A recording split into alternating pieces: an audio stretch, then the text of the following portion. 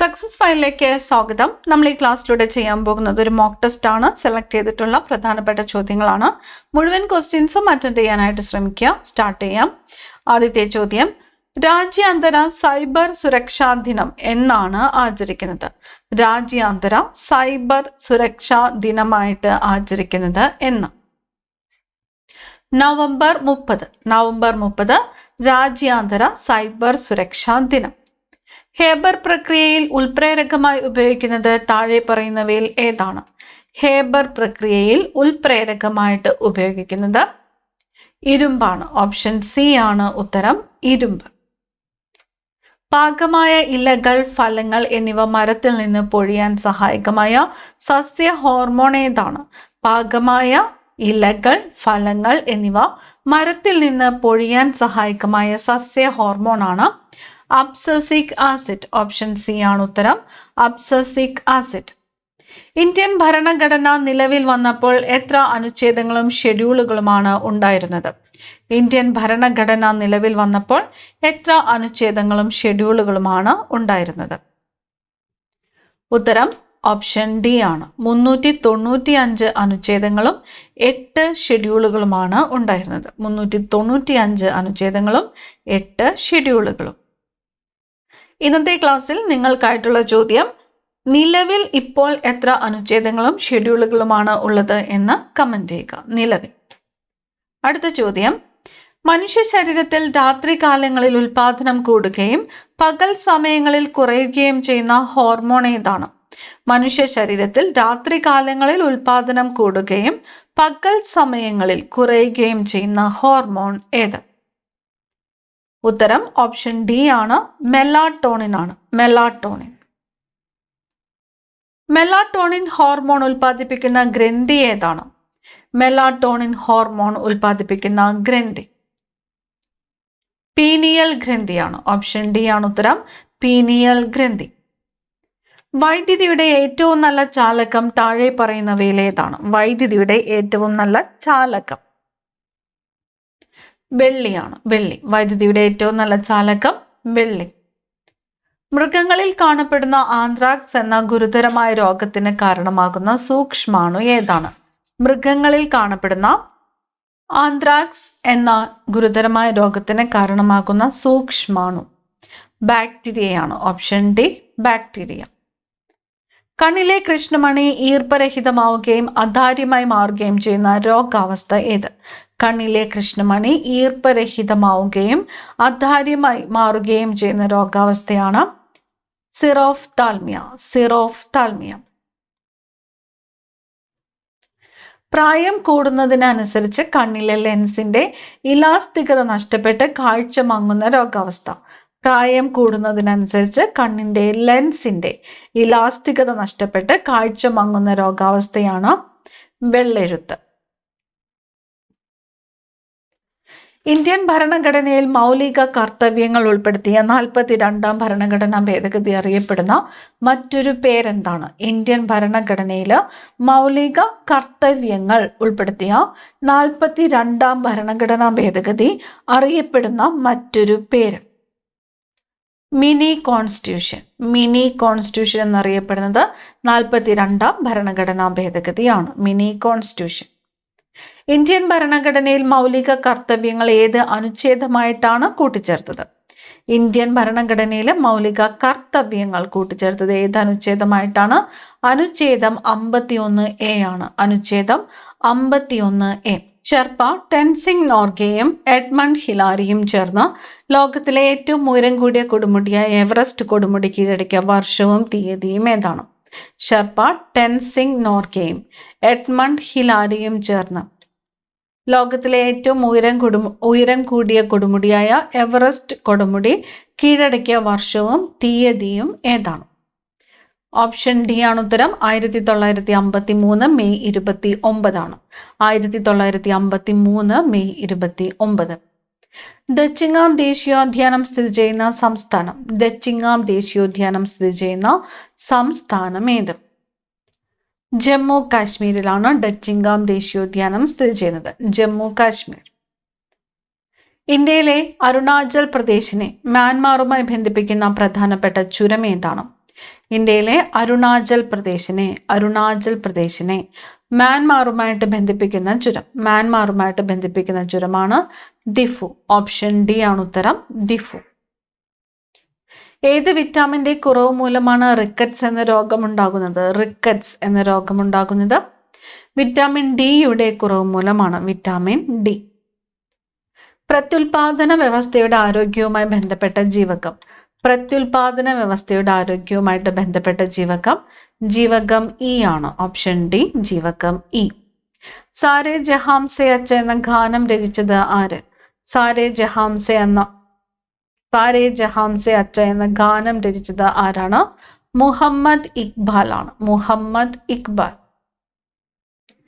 താപനില വർദ്ധിക്കുന്നതിനനുസരിച്ച് വാതകങ്ങൾക്ക് ദ്രാവകത്തിലുള്ള ലേയത്വത്തിന് എന്ത് സംഭവിക്കുന്നു? താപനില വർദ്ധിക്കുന്നതിനനുസരിച്ച് വാതകങ്ങൾക്ക് ദ്രാവകത്തിലുള്ള ലേയത്വം എന്താണ്? കുറയുകയാണ് ചെയ്യുന്നത്. ഓപ്ഷൻ ഡി, കുറയുന്നു. കേരളത്തിൽ സേവനാവകാശ നിയമം നിലവിൽ വന്ന വർഷം? ഓപ്ഷൻ ബി ആണ്, 2012 നവംബർ 1 2012 നവംബർ 1 കേരളത്തിൽ സേവനാവകാശ നിയമം നിലവിൽ വന്നത്. 2012 നവംബർ 1. പള്ളിവാസൽ ജലവൈദ്യുത പദ്ധതി സ്ഥാപിച്ചത് ആരുടെ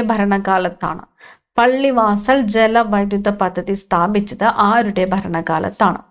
ശ്രീ ചിത്തിര തിരുനാൾ ബാലരാമവർമ്മയുടെ കാലത്താണ് പള്ളിവാസൽ ജലവൈദ്യുത പദ്ധതി സ്ഥാപിച്ചത്. താഴെ കൊടുത്തിരിക്കുന്നവയിൽ ഇന്ത്യൻ മഹാസമുദ്രത്തിന്റെ ഭാഗമായ കടൽ ഏത്? കടൽ ഏതാണ്? അറബിക്കടലാണ് ഇന്ത്യൻ മഹാസമുദ്രത്തിന്റെ ഭാഗമായ കടൽ.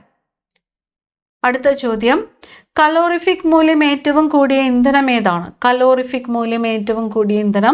ഹൈഡ്രജൻ ആണ്. Act for the better government of India ഇന്ത്യയിലെ ഈ സംഭവവുമായി ബന്ധപ്പെട്ടതാണ്.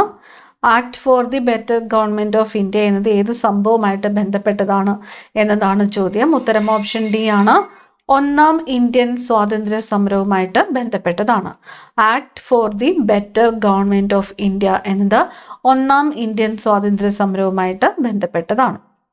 ബർദോളി സത്യാഗ്രഹത്തിന് നേതൃത്വം നൽകിയത് ഇദ്ദേഹമായിരുന്നു.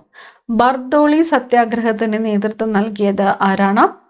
സർദാർ വല്ലഭായ് പട്ടേൽ ആണ് ബർദോളി സത്യാഗ്രഹത്തിന് നേതൃത്വം നൽകിയത്. ഭീമ ഏത് നദിയുടെ പോഷക നദിയാണ്? ഏത് നദിയുടെ പോഷക നദിയാണ്? കൃഷ്ണ നദിയുടെ പോഷക നദിയാണ് ഭീമ. സ്നെല്ലൻ ചാർട്ട് ഏത് കഴിവ് എത്രത്തോളം ഉണ്ടെന്ന് കണ്ടെത്താൻ സഹായിക്കുന്നു? സ്നെല്ലൻ ചാർട്ട് കാഴ്ചയാണ്. കാഴ്ച പരിശോധിക്കുന്നതിനുള്ളതാണ് സ്നെല്ലൻ ചാർട്ട്. ജലദിനമായിട്ട് ആചരിക്കുന്നത്? ജലദിനം മാർച്ച് 22. ദേശീയ കർഷക ദിനം ഡിസംബർ 23 ആചരിക്കുന്നു. ആരുടെ ജന്മദിനമാണിത്? ദേശീയ കർഷക ദിനമായിട്ട് ആചരിക്കുന്നത് എന്നാണ്? ഡിസംബർ 23. ഡിസംബർ 23 ആരുടെ ജന്മദിനമാണ്? ചൗധരി ചരൺ സിംഗിന്റെ ജന്മദിനമായ ഡിസംബർ 23 ദേശീയ കർഷക ദിനമായിട്ട് ആചരിക്കുന്നത്.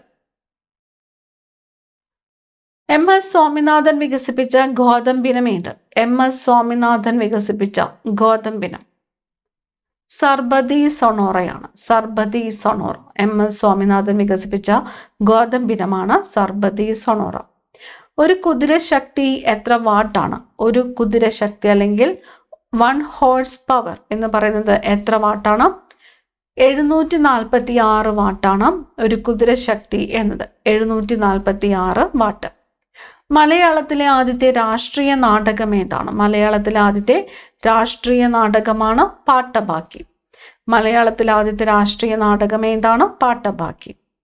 ഭരണഘടനയുടെ എത്രാമത്തെ അനുച്ഛേദമാണ് സംസ്ഥാനങ്ങളുടെ ഒരു യൂണിയനാണ് ഇന്ത്യ എന്ന് പ്രസ്താവിക്കുന്നത്?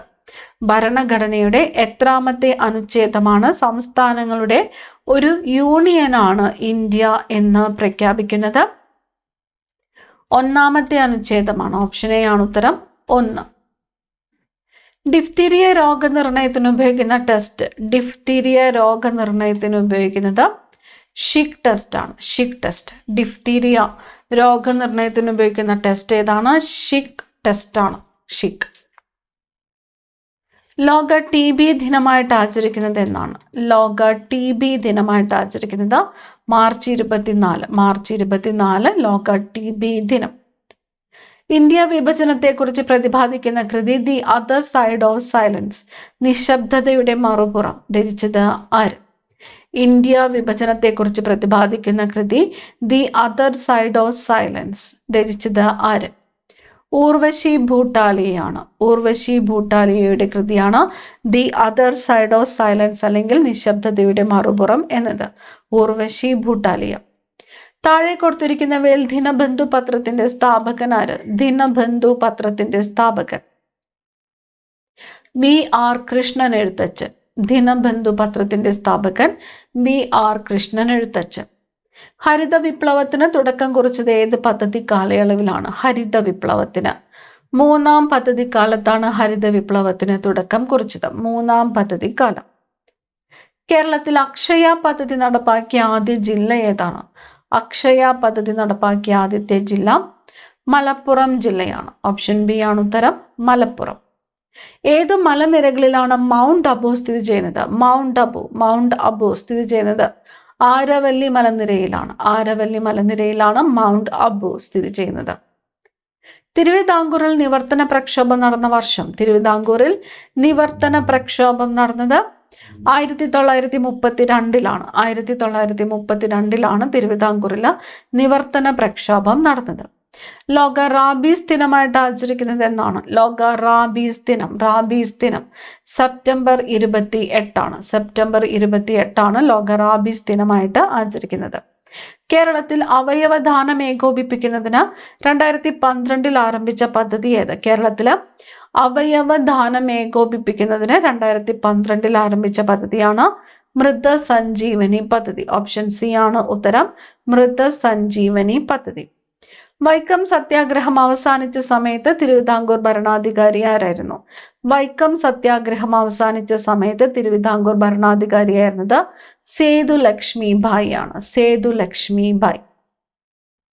സാധുജന പരിപാലന സംഘത്തിന്റെ മുഖപത്രമായ സാധുജന പരിപാലനയുടെ ആദ്യത്തെ എഡിറ്റർ ആരായിരുന്നു? സാധുജന പരിപാലന സംഘത്തിന്റെ മുഖപത്രമായ സാധുജന പരിപാലനയുടെ ആദ്യത്തെ എഡിറ്റർ ആയിരുന്നത് കാളിച്ചോതി കറുപ്പനാണ്. ഓപ്ഷൻ ബി ആണ് ഉത്തരം, കാളിച്ചോതി കറുപ്പൻ. ചുവടെ തന്നിരിക്കുന്ന പ്രസ്താവനകളിൽ ശരിയായത് ഏതെല്ലാം? സേതു സമുദ്രം പദ്ധതി ബന്ധിപ്പിക്കുന്ന രാജ്യങ്ങൾ ഇന്ത്യ, ശ്രീലങ്ക എന്നിവയാണ്.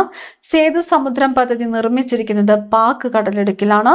തൂത്തുക്കുടി പോർട്ട് ട്രസ്റ്റ് ആണ് സേതു സമുദ്രം പദ്ധതിയുടെ ചുമതല വഹിക്കുന്നത്. സേതു സമുദ്രം കപ്പൽ ചാനൽ ഇന്ത്യൻ മഹാസമുദ്രം, ബംഗാൾ ഉൾക്കടൽ എന്നിവയെ ബന്ധിപ്പിക്കുന്നു. ഉത്തരം വരുന്നത് ഓപ്ഷൻ സി ആണ്. 1, 2, 3, 4 എന്നിവ ശരിയാണ്. 1, 2, 3, 4 എന്നിവ ശരിയാണ്. സേതു സമുദ്രം പദ്ധതി ബന്ധിപ്പിക്കുന്ന രാജ്യങ്ങൾ ഇന്ത്യ, ശ്രീലങ്ക എന്നിവയാണ്. സേതു സമുദ്രം പദ്ധതി നിർമ്മിച്ചിരിക്കുന്നത് ഏത് കടലിടുക്കിലാണ്? പാക് കടലിടുക്കിലാണ്. ശരിയാണ്. തൂത്തുക്കുടി പോർട്ട് ട്രസ്റ്റ് ആണ് സേതു സമുദ്രം പദ്ധതിയുടെ ചുമതല വഹിക്കുന്നത്. ശരിയാണ്.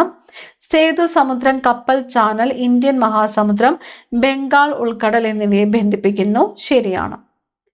ബ്രഹ്മപുത്ര നദി വിവിധ സ്ഥലങ്ങളിൽ അറിയപ്പെടുന്ന പേരാണ് ചുവടെ നൽകിയിട്ടുള്ളത്. ശരിയായ രീതിയിൽ ചേരുംപടി ചേർക്കുക. ഉത്തരം വരുന്നത് ഏതാണ്? ഓപ്ഷൻ എ ആണ് ഉത്തരം. Option A. ഡിഹാങ് എന്നറിയപ്പെടുന്നത് എവിടെയാണ്? ബ്രഹ്മപുത്ര നദി ഡിഹാങ് എന്നറിയപ്പെടുന്നത് അരുണാചൽ പ്രദേശിലാണ്. ബ്രഹ്മപുത്ര നദി ഡിഹാങ് എന്നറിയപ്പെടുന്നത് അരുണാചൽ പ്രദേശ്.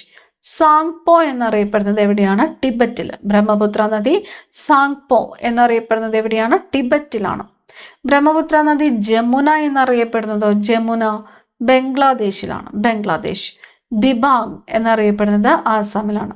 അപ്പൊ ബ്രഹ്മപുത്ര നദി ഡിഹാങ് എന്നറിയപ്പെടുന്നത് അരുണാചൽ പ്രദേശ്, സാങ്പോ ടിബറ്റ്, ജമുന ബംഗ്ലാദേശ്, ദിബാങ് ആസാം. വ്യക്തിയെ തിരിച്ചറിയുവാനായിട്ടുള്ള ക്വസ്റ്റ്യൻ ആണ് അടുത്തത്. ഇവിടെ തന്നിരിക്കുന്നു. ഇന്ത്യയുടെ തലസ്ഥാനം കൊൽക്കത്തയിൽ നിന്നും ഡൽഹിയിലേക്ക് മാറ്റിയ വൈസ്രോയി. ബംഗാളിൽ നിന്നും ബീഹാറിനെയും ഒറീസയെയും വേർപെടുത്തിയ ഭരണാധികാരി. വ്യക്തിയെ തിരിച്ചറിയുക. ഉത്തരം ഓപ്ഷൻ ഡി ആണ്, ഹാർഡിഞ്ച് പ്രഭു. ഹാർഡിഞ്ച് പ്രഭു ആണ് ഇന്ത്യയുടെ തലസ്ഥാനം കൊൽക്കത്തയിൽ നിന്നും ഡൽഹിയിലേക്ക് മാറ്റിയ വൈസ്രോയി. കൊൽക്കത്തയിൽ നിന്നും ഇന്ത്യയുടെ തലസ്ഥാനം ഡൽഹിയിലേക്ക് മാറ്റിയത് ആരാണ്? ഹാർഡിഞ്ച് പ്രഭു ആണ്. ബംഗാളിൽ നിന്നും ബീഹാറിനെയും ഒറീസയും വേർപെടുത്തിയ ഭരണാധികാരി ആരെയെന്ന് ചോദിച്ചാലോ ഹാർഡിഞ്ച് പ്രഭു ആണ്. ബംഗാളിൽ നിന്നും ബീഹാറിനെയും ഒറീസയെയും വേർപെടുത്തിയത് ഹാർഡിഞ്ച് പ്രഭു ആണ്. മാനവ സന്തോഷ സൂചിക വികസിപ്പിച്ച രാജ്യം ഏതാണ്? മാനവ സന്തോഷ സൂചിക വികസിപ്പിച്ചത് ഭൂട്ടാനാണ്. ഭൂട്ടാൻ. മാനവ സന്തോഷ സൂചിക വികസിപ്പിച്ച രാജ്യം ഭൂട്ടാൻ. ഈ ക്ലാസ്സിലെ അവസാനത്തെ ചോദ്യം, താഴെ തന്നിരിക്കുന്ന പ്രസ്താവനകളിൽ ശരിയായവ കണ്ടെത്തുക. അരുണ അസഫ് അലി ക്വിറ്റ് ഇന്ത്യ സമരത്തിൽ സജീവ പ്രവർത്തക. മാഡം ബിക്കാജി കാമ അന്താരാഷ്ട്ര വേദിയിൽ ഇന്ത്യയുടെ ത്രിവർണ്ണ പതാക ആദ്യമായി ഉയർത്തി. പണ്ഡിത രമാബായി ബോംബെയിൽ ശാരദാ സദൻ സ്ഥാപിച്ചു. നമ്മളോട് ചോദിച്ചിരിക്കുന്നത് എന്താണ്? ശരിയായവ കണ്ടെത്താനാണ്. ഉത്തരം വരുന്നത് ഓപ്ഷൻ ഡി ആണ്. എല്ലാം ശരിയാണ്. അരുണ അസഫ് അലി ക്വിറ്റ് ഇന്ത്യ സമരത്തിൽ സജീവ പ്രവർത്തകയായിരുന്നു എന്ന് പറഞ്ഞിരിക്കുന്നു. ശരിയാണ്. ക്വിറ്റ് ഇന്ത്യ സമര നായിക എന്നറിയപ്പെടുന്നത് ആരാണ്? അരുണ അസഫ് അലിയാണ്. മാഡം ബിക്കാജി കാമ ഒരു അന്താരാഷ്ട്ര വേദിയിൽ ഇന്ത്യയുടെ ത്രിവർണ്ണ പതാക ആദ്യമായിട്ട് ഉയർത്തി എന്ന് പറഞ്ഞിരിക്കുന്നു. ശരിയാണ്. എവിടെയാണ് ഉയർത്തിയത്? ജർമ്മനിയിലെ സ്റ്റഡ്ഗട്ടിലാണ്. പണ്ഡിത രമാബായി ബോംബെയില് വിധവകൾക്കായിട്ട് ശാരദാ സദൻ സ്ഥാപിച്ചു. ശരിയാണ്. 3 പ്രസ്താവനകളും ശരിയാണ്. ഈ 50 ചോദ്യങ്ങളിൽ നിങ്ങൾക്ക് എത്ര മാർക്ക് സ്കോർ ചെയ്യാൻ പറ്റിയെന്ന് കമന്റ് ചെയ്യുക. അടുത്ത ക്ലാസ്സിൽ കാണാം. Thank you.